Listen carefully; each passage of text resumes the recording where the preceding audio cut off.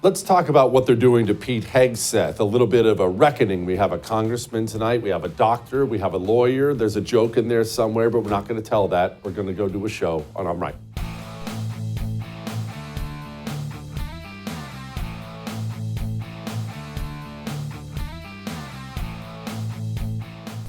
Okay, so before I get to the Pete Hegseth stuff and something that's bothering me about what the GOP Senate is doing, I just wanted to address something quickly because it's something that is close to my heart. Maybe it's something close to your heart. It's certainly something I've talked about a lot on this show, and that's getting a reckoning of some kind for COVID, meaning punishment, some sort of punishment for the people in power, in government and otherwise, for the people in power who abused you, your liberties, your rights, in the name of a bad chest cold from China. What happened to you, what happened to this country during COVID was criminal and it was evil. It was not okay, and we are not going to let people get away with, well, nobody knew, I'm not really, no. You don't get to burn down the house in order to kill a cockroach. And then when people say, why did you do that? Well, no one knew. Nope, absolutely not. You don't ever, for any reason, get to tell people they don't get to bury their loved ones. They don't get to go to work, that they can't feed their families. You don't get to do that for any reason. And that was done in this country. This country turned into an evil dictatorship during COVID.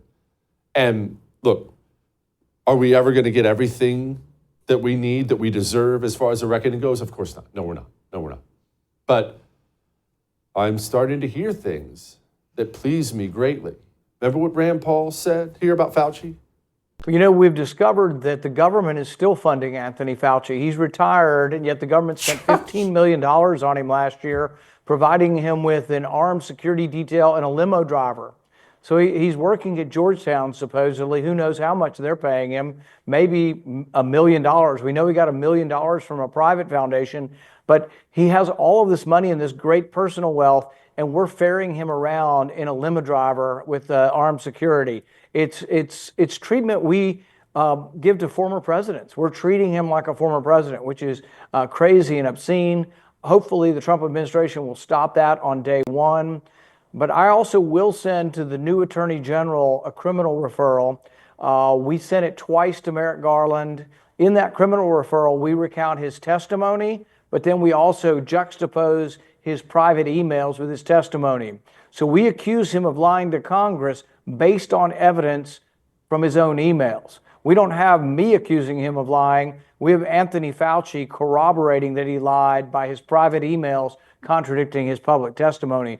We will send those again.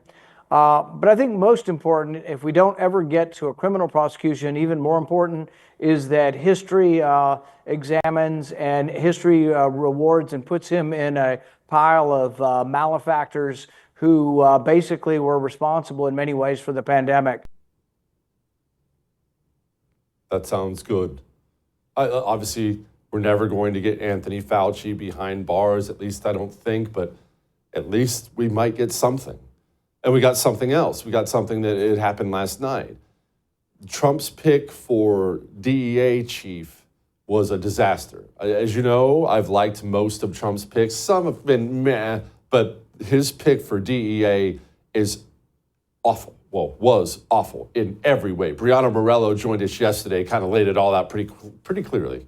This person, if you're a fan of like DEI hiring practices, your sheriff hanging out at the LGBT, whatever gatherings these days, or having pastors arrested, this is your guy. That's exactly what his resume actually says. So like I said, during the COVID pandemic, he did have a pastor arrested. Now that pastor is saying, oh, I've forgiven him, but that's not the point. The point is that he went out there, had a pastor arrested for holding service, and then touted it like he was doing some reckless deed.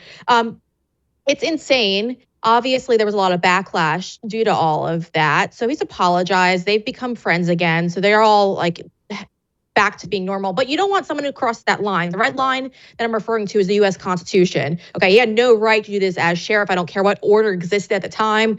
Not going to overturn the Constitution just because you're a little afraid of an unknown virus that's going around.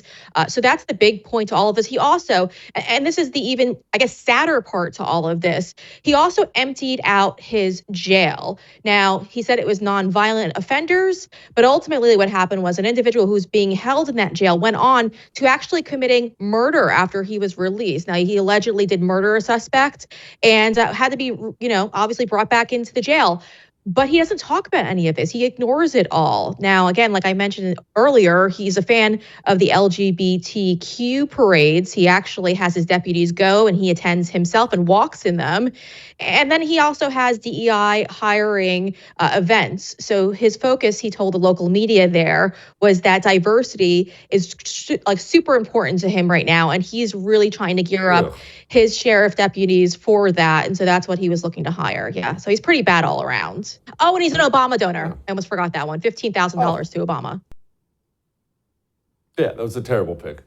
Who knows what was going through Trump's head when he picked that guy? Well, because of pressure from you, Donald Trump listened, and Donald Trump bounced that guy last night. The guy voluntarily withdrew, but Trump came out on social media and said he didn't withdraw. I kicked him out because of how he treated my pastors and people I love.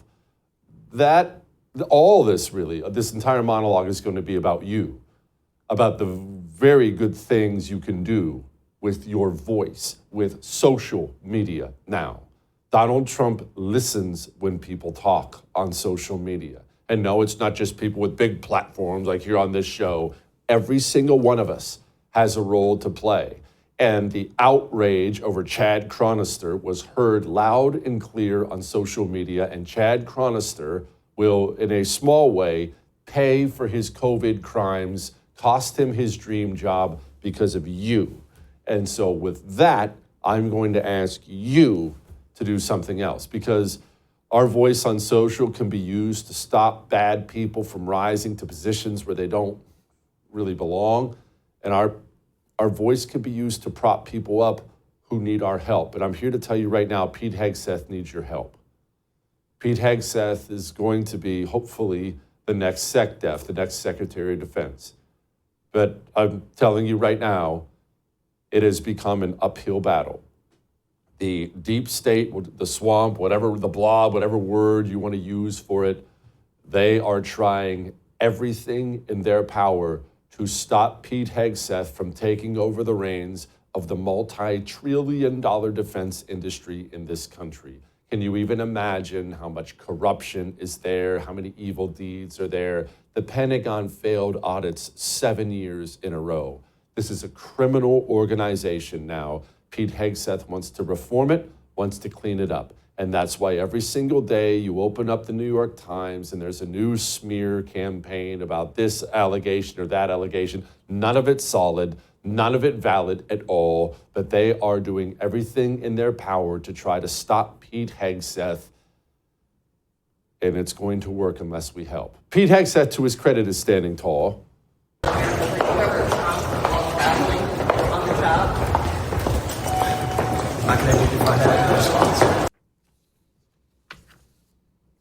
Sounds good. But we don't need Pete Hegseth to stand tall. We need senators to stand tall. GOP senators. I'm not worried about Pete Hegseth. I'm worried about Lindsey Graham. I'm worried about a lot of people in the GOP Senate who will be intimidated by the New York Times, or maybe they are just as compromised as many evil Democrats by the evil defense industry in this country. Maybe, just maybe, there are a lot of Republican senators who have vested financial interests in keeping the scam going. So what do? Well, remember, politicians, for the most part, are not leaders, they are followers. They lick their finger and they stick it in the air and they see which way the wind is blowing. So I need you to start blowing. I need you to get Pete Hegseth your support, vocally, publicly. Maybe you're sitting there saying to yourself right now, I'm just whatever, fill in the blank. People love to talk themselves down that way. Jesse, I can't, I'm just a housewife. I'm just a construction worker. I'm just a this. I'm just a kid. I'm just an old man. No. All of us together rallied together, every voice mattered, and we won an election in November. Now, all of us together, again, need to rally behind Pete Hegseth. And maybe you're one of the people out there, maybe the allegations give you the ickies. Maybe that doesn't feel good. Well, let me explain something to you. Whatever you may think about Pete Hegseth personally, we have to change the military now. The communists have not been destroying our military. They have been building our military for years, building a different one for a different enemy, and it is not a foreign one. Believe me when I tell you, they didn't kick out the unvaccinated because they were worried about COVID-19. They kicked out the unvaccinated because they were the least likely to comply with very evil orders. They didn't fill up the military with gays and trannies and every other kind of DEI hire crap just for funsies. They did it because they understood the type of person who would fire upon you if ordered to do so. The United States military is being taken over by communists for the purpose of attacking American citizens. If you think that's over the top or ridiculous, I would invite you to open a single history book. It's what every evil communist has done in every single country they have ever taken power. We would be the exception if it didn't happen here. We must clean the filth out of the military before we are a country run by the military. Do you know what happened in South Korea? Maybe you didn't hear. The South Korean president declared martial law. Their legislature, their National Assembly, we'll just call it their Congress, got together and voted it down. Absolutely not. We won't have martial law. But guess what? They do have martial law. And do you know why they have martial law? Why? It was voted down. Vote this is what the South Korean military said. The military stood with the president, and martial law it is. On a long enough timeline, reforming the United States military might be the only thing that matters. All that may have made you uncomfortable, but I am right. We have an amazing show. Congressman Andy Ogles is here in a moment to talk about Hegseth and other things. Before we talk to him, let's talk to you about preborn and saving a baby's life. That's what preborn does every day. Not one life either, 200 a day. Women, when they start to seek out an abortion, those are the women preborn goes after, and they just try to help them. They offer them free ultrasounds. The ultrasound is our greatest weapon for life. When that scared young lady gets an ultrasound, when she hears that heartbeat, she chooses life almost every time, and your $28 to preborn buys that ultrasound. Save a life with $28 today. It's a pretty cheap way to save a life, no? Preborn.com/Jesse. We'll be back.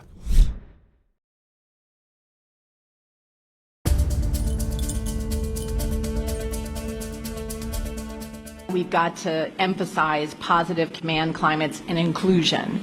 You know, we get criticized, frankly, sometimes for being woke. I'm not sure what woke means. I think woke means a lot of different things to different people. But I think, you know, we do have a wide range of soldiers in our Army, and we've got to make them all feel included. And that's why a lot of our diversity, equity, and inclusion programs are important. Good freaking grief.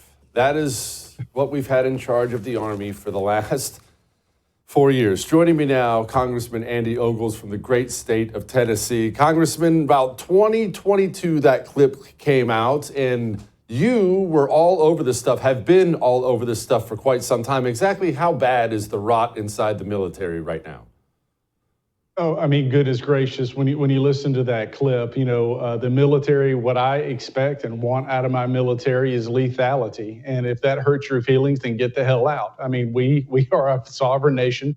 We are the sole superpower of the world. And when you have a military whose sole purpose and mission is inclusion, no wonder Russia attacked Ukraine. No wonder Hamas, Hezbollah, and the Houthis are attacking Israel. No wonder you have Africa on fire or Haiti on fire, is because they know that the commander-in-chief is not only, you know, cognitively declined, but when he is paying attention, he's not at the helm. He's not doing his job. We need a commander-in-chief who's going to secure this nation, secure this border, and make sure our military is trained to kill. Where are we at with, I understand that you're in the House and he has to get through the Senate, but this Pete Hegseth nomination means a lot to me, means a lot to my Marine Corps brothers, people who are in, really want to see things turn around. And obviously there's a smear campaign that works a lot on the low T GOP types. What are you hearing on Capitol Hill? Well, to be determined. I texted with Pete last night and then again this morning, giving him words of encouragement and told him never back down, keep fighting. When he came to the Hill and spoke to the House this afternoon, I greeted him, walked he and his wife out the back door. But just again, to offer those words of encouragement, he's a fighter. The DEI woke caucus within the military does not want someone like Pete Hegseth at the helm. And so that's why there's a smear campaign against him. It's that simple. And so look, if you want someone to come in and increase lethality to secure our nation as the top predator, quite frankly, in the military space, it's Pete Hegseth. And look, and he said his own words, he wasn't elected president, but he is an operator who's going to work at the will of the president and execute the president's vision going forward. And that's what we need in Pete Hegseth. Congressman, what can we do with recess appointments? There's a lot of chatter online. Everyone's an expert now on what you can do or can't do. Give us the real thing on what can be done, what is realistic if Donald Trump needs to have recess appointments. Well, there is a procedural mechanism, and it's a bit tricky on what would trigger those recess appointments, but it is a tool that the president can use. And I would think that Pete would be one of those that would be, if you're going to pull out that card, and you want to use it sparingly, let's be honest, that Pete would be one of those individuals that you say, look, we need someone who's going to be a disruptor, a change agent, and to restore the trust and the values. Our middle child, our 14-year-old son, told me that he wants to go to one of the academies, and there's that half of me that shuddered because I'm honored that my son would want to serve his country, and there's the other half of me that shuddered because our military has gone woke, and so we need to restore that trust into this apparatus that protects you and I, and quite frankly, the rest of the world. And so as you go forward, again, I do think it's something that the president could utilize, but my hope would be is that the Senate moves past this smear campaign, past these allegations, and confirms him and gives him kind of that full endorsement that he deserves out of the U.S. Senate. Congressman, we have a spending battle, as you always have a spending battle on Capitol Hill. And I'm sad to say, in my 43 years on this planet, I don't think we've ever won one of these battles. So how bad's the loss going to be this time? Well, that is the question. I've talked to the president just before Thanksgiving, and been in touch with Stephen Miller, one of his advisors, about, what is this path forward? What do we have to do? And look, if you're President Trump, there's a lot to get done in those first 100 days. Obviously, he's going to do a lot immediately by executive order. But then he needs the House, the Congress, to come in and legislate many of those priorities, like securing the border, like deporting individuals who are here illegally, like targeting our enemies like Hamas and Hezbollah. But that being said, as we go forward, this is a tricky environment that we're in. There's going to be this push for an omnibus. Meanwhile, I'm ranked now the second most conservative member of Congress. I want to cut as much as we can. But that there is going to be a struggle. At the end of the day, we've got to make sure that we don't inadvertently handicap President Trump as he comes into office. We need to make sure we don't do anything to disrupt those very important and critical first 100 days. Congressman, I appreciate you very much. Please keep fighting for us. One of the good ones up there. Thank you. Absolutely. God bless. All right. We have a lot more. Let's talk to Dr. Aaron Kheriaty about Dr. J and the horrible Surgeon General appointment and everything else in a moment. Before we do that, let's talk about your body and my body, about getting healthy, being full of energy, being in a good mood. How's your mood? Listen, I take natural herbal supplements from Chuck, not just because I love them and because they're hardcore anti-communists. I take a male vitality stack every single day because of how it makes me feel. It's almost 3 years now I've been on this thing. I feel like a different person. And you don't have to wait 3 years. Male vitality stack, female vitality stack, chocolate powder for the mornings, whatever. You'll feel a difference really fast once you start getting things in your body that your body is craving. Go. They have a huge Christmas special for the month of December. Go get a subscription and save yourself some money. Chuck.com/JesseTV. We'll be back.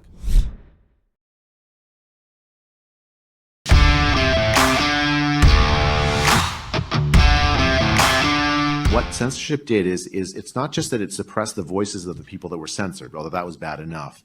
It sent a signal to other scientists that, look, these areas are too controversial. Stay out of them. Otherwise, you're going to lose your reputation too. And as a result, you have this illusion of a consensus that never existed on so many topics. We rob the American people of a true debate. The truth comes from people honestly engaging with the data. Censorship kills that. Censorship kills science. And I think censorship actually killed people during this pandemic. Love Dr. J. Very, very excited for most of these medical picks right now anyway, but I'm not the doctor here. Let's go talk to the doctor, Dr. Aaron Kheriaty. He has joined us before. He wrote a wonderful book I would highly recommend, The New Abnormal, talking about the biomedical security state this country turned into for a couple years. That was not a great time. Anyway, doctor, first of all, let's talk about Dr. Jay Bhattacharya. I love that freaking guy. What say you? This is some of the best news I've received in a very long time, that my friend and colleague and co-plaintiff in our free speech case, Missouri versus Biden, challenging government censorship, Jay Bhattacharya has been appointed the next director of the NIH, the National Institute of Health, which funds 85% of the biomedical research in the United States. And so this is a hugely influential position in science and medicine, Jesse, as you know, because when you control the purse strings, you control the funding, the grant funding to all the universities and the other research centers. You really shape the direction of science and scientific research and the practice of medicine, which is informed, obviously, by the quality of research. And there's a serious replication crisis in research right now that a lot of biomedical research, if you try to run the same study again, you don't get the same results, which means the research was not done well. And so we're wasting a lot of money in this area. We're wasting taxpayers' dollars. We're impeding the progress of science. When these things become politicized, obviously that's the death knell of good scientific and medical research. And Trump could not have picked anyone better than Jay Bhattacharya. Not only is he brilliant, not only was he right in his critique of the COVID policies, even though he and I and others were censored. You saw in that video you just showed one of our other co-plaintiffs in the Missouri v. Biden case, Martin Kulldorff, formerly of Harvard, another world-renowned epidemiologist who is censored. And there's something very sort of poetic. There's a kind of poetic justice about Jay being appointed director of NIH, because the former director of NIH, Francis Collins, a man who did not cover himself in glory during the pandemic, wrote an email. We now know, we got a FOIA request. He wrote in an email to Anthony Fauci during the pandemic that when Jay and Martin published the Great Barrington Declaration, which was advocating for a traditional evidence-based approach to public health during the pandemic, Collins told Fauci that we need a, quote, swift and devastating takedown of the Great Barrington Declaration. This was something the NIH was orchestrating behind the scenes to censor and silence critics of our COVID policies. Not, hey, let's sit down with this Harvard and Stanford epidemiologist and debate the merits of our proposed lockdowns and school closures and mask mandates and other policies.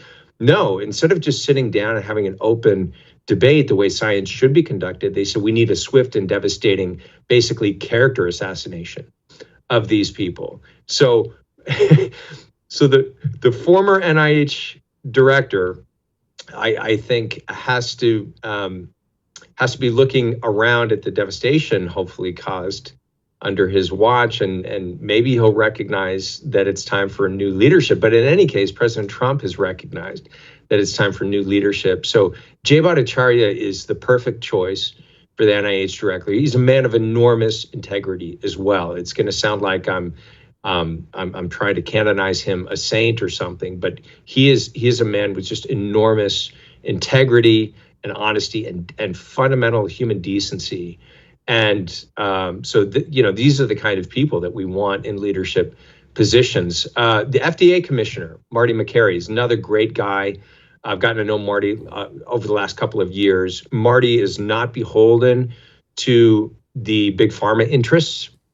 He's an independent thinker, Johns Hopkins physician, written some terrific books on cost savings and other reforms that have to happen in medicine. And the biggest problem with the FDA right now is that they're captured by the very industry that they are supposed to regulate, which is the pharmaceutical industry. And so Marty's another really solid, terrific pick for FDA commissioner. So those two guys, I'm so happy about. And of course, RFK Jr.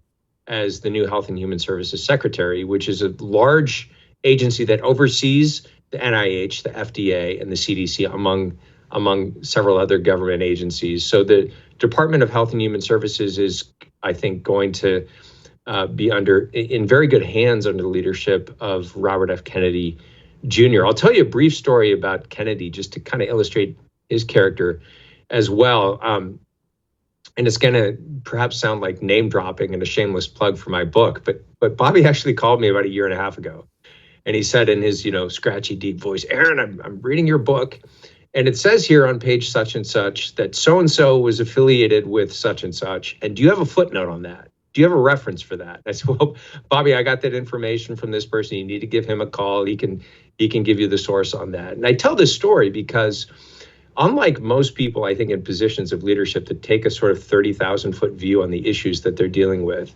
RFK Jr. is a man who knows what he's talking about. He pays attention to details. And that little anecdote is just an illustration of the fact that on the issues that he's dealing with, he does a deep dive. And anyone who's listened to him in interviews will tell you, wow, this guy really knows his stuff. He knows what he's talking about. He's citing facts. He's citing evidence. He is persuasive and he's compelling because he's a man of enormous intelligence that has done a really deep dive on the issues that he is focused on. And I think, sad to say, that's also another rare quality among government bureaucrats and among people that are running the administrative state. It was certainly a rare quality in the previous administration and the leadership that we had at places like the Department of Health and Human Services and the sub-agencies like our public health agencies. So all of this, those three appointments to me feel like a real breath of fresh air.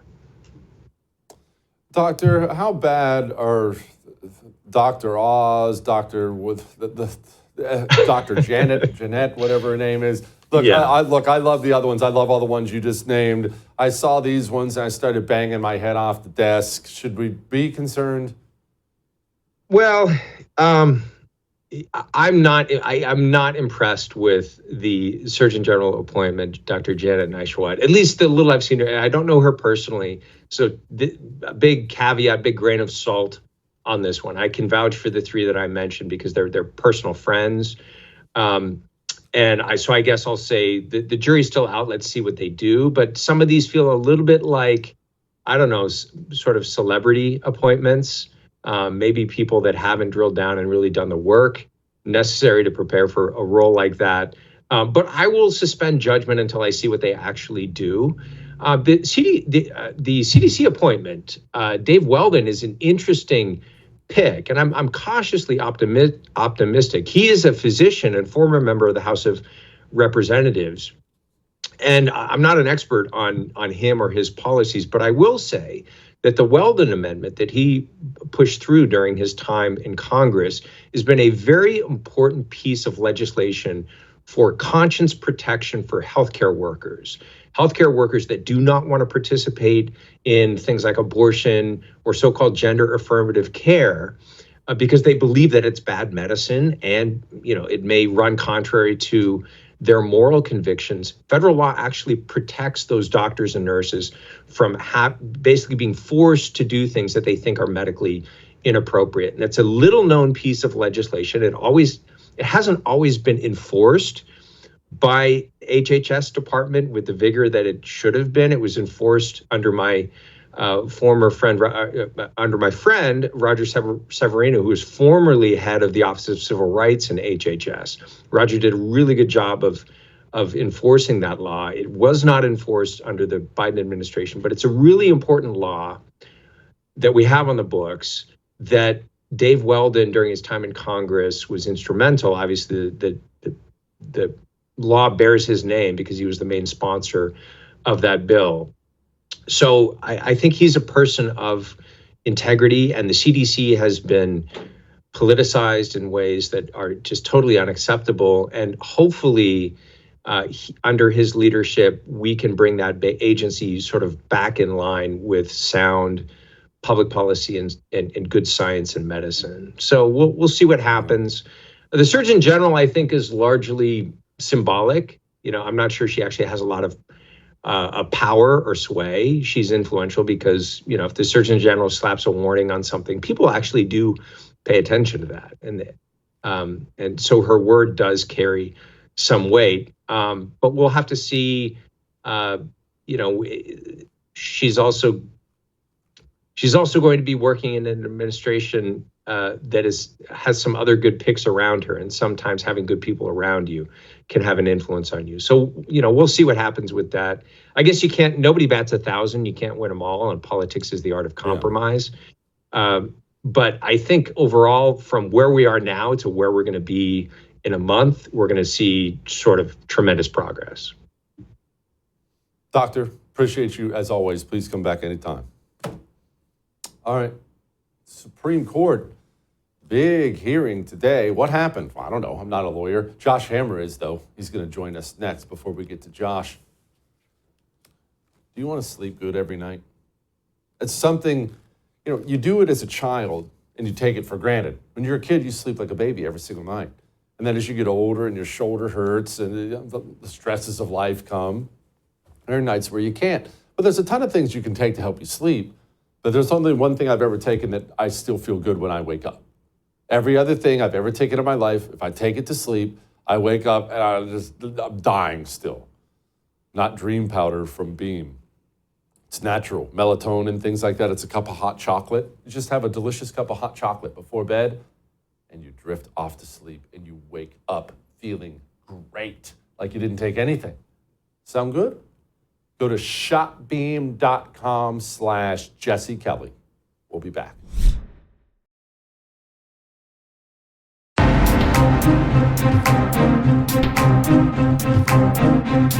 There was a big Supreme Court hearing today. It was about the mutilation of children in this country, something amazingly we do here, and it's lawful.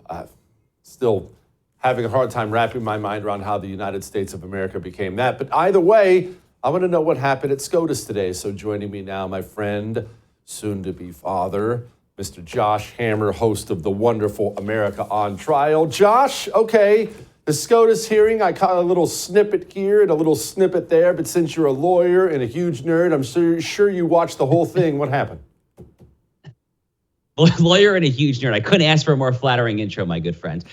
Look, I'm pretty sure that Tennessee is going to win this case. So just some context here. So Tennessee passed a law called Senate Bill 1. It bans the use of puberty blockers, cross-sex hormones. I mean, you described it accurately. I mean, it's kiddie chemical castration. That is actually, it's genital mutilation. That is actually what Tennessee is trying to ban here when it comes to minors under the age of 18 there.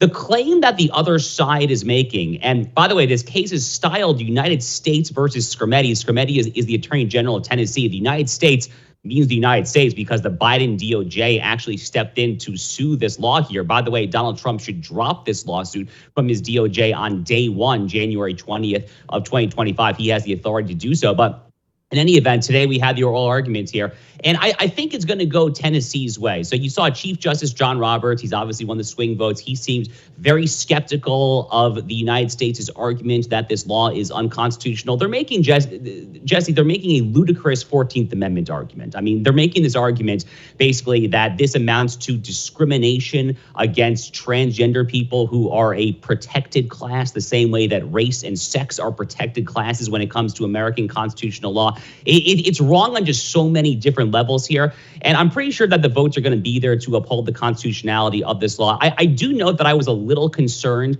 that Justice Gorsuch was very silent. He was the one who went wobbly in the 2020 case, the Bostock case, back when they did a similar stunt where they read transgenderism into Title VII of the Civil Rights Act of 1964. So I was a little caught off guard by Gorsuch's reticence, his lack of asking any questions of counsel today. But even if he goes wobbly, and I don't think he will, but even if he does, the fact that Roberts is on board, Kavanaugh, Barrett seem like they're heading the right way there, I'm pretty sure the votes are there. I'll make just one final observation. Because this case is just such a ludicrous constitutional argument, you had some of the liberal justices saying some really, really crazy things. But in a case of this culture war magnitude, I think it really is accentuated here. And I'll give just one example. Ketanji Brown Jackson, who's, of course, Joe Biden's only nominee to SCOTUS, she was basically analogizing this act in Tennessee to the bans on interracial marriage that were overturned by the Loving versus Virginia case at the U.S. Supreme Court in 1967. She literally made that argument. I kid you not there. It's right there in the record there. Again, Jesse, more to the point here, because this is obviously happening in the background, the context of the presidential election. Donald Trump defeats Kamala Harris. She had that crazy transgender statement back in 2019. Donald Trump had a very effective ad on that. And I think the fact that Ketanji Brown Jackson asked that very question today and phrased it along those lines, this is why they lose, Jesse. This ultimately is why the left loses there. And personally, as someone who wishes them nothing but the worst, I'm very happy that they haven't learned any lessons, apparently. Yeah, no doubt. All right, I'm going to ask you to do a little crystal ball thing before we get to the Hunter Biden stuff. Donald Trump's going to assume the presidency January 20th, 2025. That's 4 years. Are there justices, ours or theirs, you think he's going to be able to replace? Do you see that on the horizon? I do. I saw the very popular rumor in legal conservative circles is that Justice Sam Alito is probably more likely than not to resign, probably over the next 2 years, just given the fact that Republicans control the Senate right now, 53-47. The Senate map in 2026 is not quite as auspicious, so it makes sense that you would do it sooner rather than later. The rumor is that Alito has been kind of looking to get out for a while. I have no kind of inside knowledge as to the veracity of that, but this would be a very good time for him to do so. Then the question, of course, is whether Clarence Thomas does the same thing there. I genuinely don't know the answer to that. I view it as pretty much a 50-50 proposition there, but I think Alito is probably the likelier of the two to step down over the next year or two. But it's entirely possible that they both do, which would actually open up 2 vacancies prior to the 2026 midterms if they happen 1 year after the other. As far as other vacancies, Jesse, sometimes you just don't know. I mean, Ginsburg passed away in 2020. That opened up a seat for Amy Coney Barrett there. There's always the possibility of a family medical emergency, something like that there. But yes, I'm pretty optimistic that Donald Trump's going to have at least 1, possibly 2, or potentially even more openings on the U.S. Supreme Court over the course of this next term there. And because of the fact that he had 3 picks the first time around, he could actually have an outright majority of 5 out of the 9 justices there. That is a lasting generational legacy if there ever is one there. So I hope that he gets that opportunity. Yeah, I hope so too. All right, Josh, let's talk about the absurdity of the Hunter Biden pardon. Nobody's surprised. No one's surprised that Joe Biden pardoned his dirtball son. Joe's a dirtball. He raised a dirtball. We all get all that. But even me, even cynical Jesse, was shocked at the breadth of the pardon, a backdated 11-year pardon. Josh, please take it away. Yeah, Jesse, I think you and I have the exact same thoughts on this. So, I was constantly over the course this past year trying to prepare my audience on America on Trial with Josh Hammer for this exact thing. I constantly said, do not believe this lying man for a second. He is obviously going to pardon Hunter Biden on his way out the door. Do not even for the slightest bit of time take his words even remotely seriously that he trusts the justice system. What a load of crap. Joe Biden has been an inveterate chronic liar his entire life, going all the way back, speaking of Clarence Thomas, going all the way back to the Clarence Thomas hearings back in 91 when he was parroting Anita Hill's lies about sexual harassment in the workplace. Joe Biden was working with Ted Kennedy to nuke Bob Bork back in 87. He's been a liar his entire political career. So I never for a second believed that. But like you, I also was caught at least a little off guard by the fact that he was not even trying to hide the fact that they were clearly tying this to Burisma, January 2014. How stupid, Jesse, do they think we are? What happened to the spring of 2014? Have we been sleeping under a rock for the past 6 years? Dude joins the board of Burisma. He's bagging in oodles and oodles of cash, millions and millions a year there. It's just so farcical, honestly. And even the way that they rolled this pardon out was very legally sloppy from a lawyer perspective. perspective, because they actually pardoned him then for all crimes up to the very evening of the day that the pardon came in this past Sunday. But they said this around 7 p.m. Eastern time. So Hunter Biden basically had 5 free hours to commit whatever federal crime he wanted to. You want to like traffic prostitutes across state lines? You want to commit some sort of much worse attempt? Whatever it is, go for it. Drug laws, we know he likes those laws. I mean, he basically had 5 hours of total free reign there. So the whole thing was ridiculously sloppy. Unfortunately, from a constitutional perspective, the president's pardon power is quite plenary. It's basically absolute. So this is going to stand, unfortunately, there. But what an absolute joke. Gosh, Josh, do you think this paves the way? Hopefully this paves the way for all those January 6th political prisoners to get off scot-free? Surely it does, right? Surely Trump walks in and says, hey, all of you, go home. So that definitely is my hope, and that is my expectation as well. And that is probably the number one silver lining of this particular pardon, this particularly self-serving, corrupt act of venality, the likes of which we have never seen in modern American political history. My hope is that Donald Trump does basically turn the tables come January 20th, 2025. I would think that the J6ers are going to receive a mass pardon around the first day or two in office. I will note that the Trump transition team has been a little more sober of their language. They're saying that it'll be a case-by-case ad hoc adjudication as to who receives a pardon there. That's fine. That's lawyer speak. That's legal language there. But especially in the aftermath of this, I think you and I both hope, and I do indeed expect that sort of pardon is going to happen. More generally speaking, though, kind of just zooming out for a second here, the Hunter Biden stuff, the lawfare stuff, Jesse, in light of these recent developments, what's good for the goose is surely good for the gander, right? I mean, a lot of people are just telling Donald Trump to take the moral high ground and be the bigger man come January 2025. You and I both know these consultants that are saying that there. I am so sick of this. When it comes to the issue of pardons, when it comes to the issue of lawfare, Merrick Garland, Jack Smith, all of these hooligans there, it is time to turn the tables and to not seek retribution, but to get justice. Justice for those who have so grossly upended our constitutional order and undermined our cherished rule of law in this country. No doubt about it. Josh, my friend, as always, thank you, brother. Appreciate you. That was awesome. I feel better. I'm going to feel even better after lighting the mood. That's next.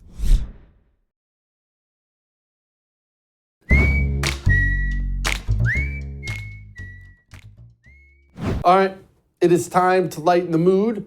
And so I figured to lighten the mood, we might as well go ahead and talk about my burgers once again. You see, if you go subscribe to the YouTube channel, youtube.com/@JesseKellyDC, you can have loads and loads and loads of content just like this.